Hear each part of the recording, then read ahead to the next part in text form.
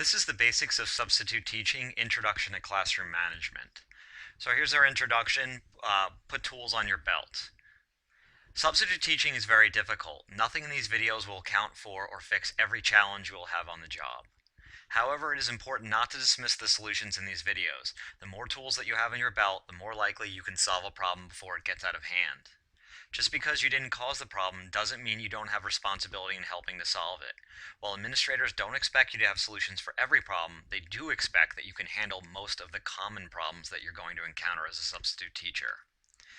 So first thing you definitely want to do is meet your class outside at the door. A substantial amount of student misbehavior begins before class does. Students are social beings. Comments such as, "Yo, we have a sub," can cue misbehavior to the whole group. When you stand outside your classroom, you can help fight this phenomenon. Students immediately get the message that you are watching them. In addition, administrators expect that teachers will play an active role in preventing discipline problems in the hallways. Also, pre-handout worksheets.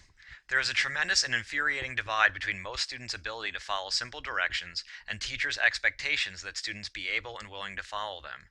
As a substitute, you'll not be able to fix this problem in the long term. It is also not productive to say to a student, "You failed to follow directions, now you will suffer the consequences." Just simply punishing them doesn't actually accomplish anything.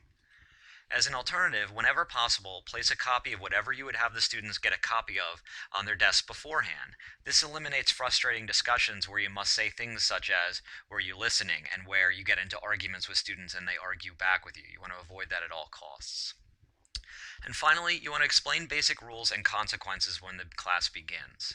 Come up with a short list of simple and absolute no-nos and put them on the board. For example, during individual work, students should not get out of their seat unless they are given permission from you first.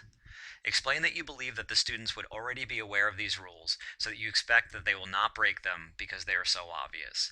Develop and list a punishment for breaking the rules that is in line with what your school allows teachers to do. Explain that you are looking for a basic level of respect, not something impossible.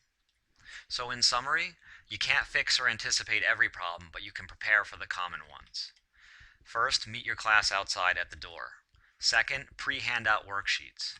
And third, list absolute no-nos and the consequences for breaking them.